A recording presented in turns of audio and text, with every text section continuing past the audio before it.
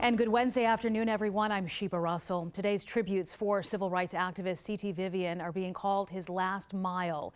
In less than 30 minutes, the public will get a chance to pay their final respects as he lies in honor at the state capitol.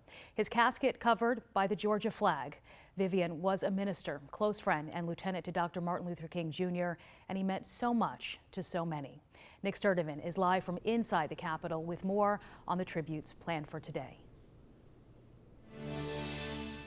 Hey, good afternoon, Sheba. And just to give you an idea of where we are set up, we're set up above the rotunda. And what's happening right now is sort of a moment of silence to honor the late Reverend C.T. Vivian. His casket arriving about 15 minutes ago, along with his family, along with SCLC members. And let's walk through what will happen later today and later this morning. The Vivian family will meet with Governor Kemp. Governor Kemp will speak, and we will also hear from Vivian's son and a state representative. From 12:30 to 3 o'clock, Vivian will be lying in honor covered by the Georgia flag, as you mentioned, Sheba. And at 3:30, the casket will be put on a horse-drawn open carriage and head down Auburn Avenue, eventually stopping in front of Dr. King's tomb at the MLK historic site. And right now, again, there's sort of like this moment of silence here in the rotunda, as you know, the late Reverend C.T. Vivian's casket arriving again about 15 minutes ago, along with his family. We're waiting to hear from Governor Kemp and Vivian's family as well. And just a quick note, there's a private funeral that will be held tomorrow at the Providence Missionary Baptist Church in Atlanta. Sheba. Nick, how long will the public have to pay their final respects there at the state capitol today? So right now it's from 12:30 to about 3:30, and then from that time span from 3:30 on is when they will transport the casket from the rotunda to the carriage, and then that's when they will head down Auburn Avenue and make a few stops, and then that's when they will eventually stop at Dr. King's tomb.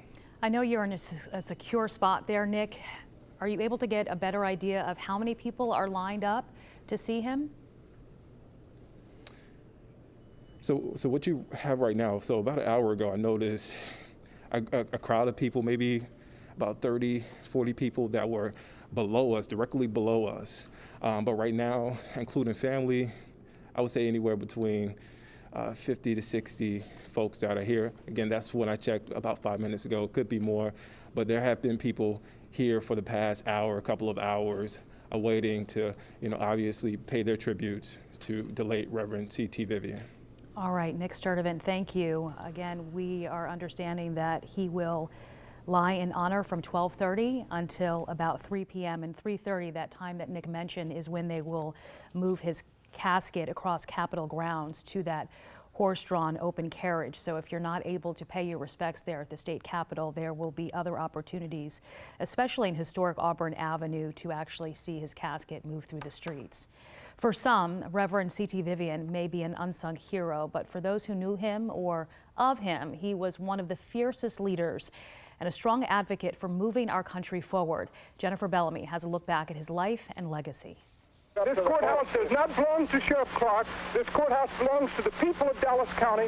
And from marches to sit-ins to organizing on the front lines, Reverend Dr. C.T. Vivian has been there, fighting the good fight for civil rights, committed to nonviolence. We had a method.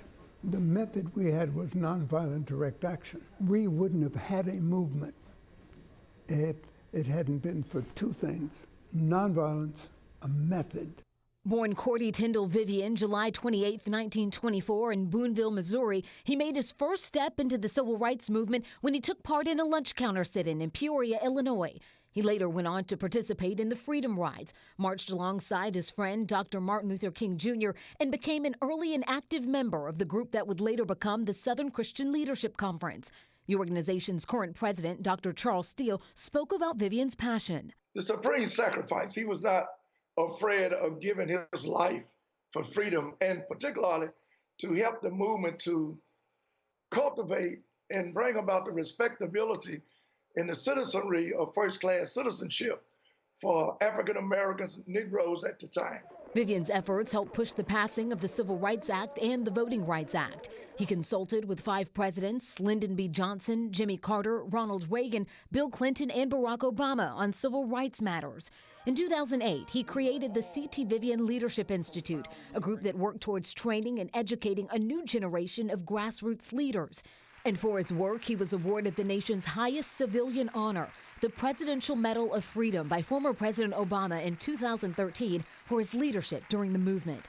Vivian suffered a stroke about 2 months ago and seemed to be recovering before dying of natural causes. He was 95 years old. What a beautiful smile. Vivian was married to his wife Octavia for nearly 60 years. She died in 2011. He leaves behind 6 children and a host of grandchildren. 11 Alive is providing coverage throughout the day of Reverend C.T. Vivian's last mile. We're streaming today's tributes, including the procession, live on our YouTube page. In fact, you can watch it now. We'll also have more on Reverend Vivian's life and hear from those honoring him tonight on 11 Alive News beginning at 5 p.m.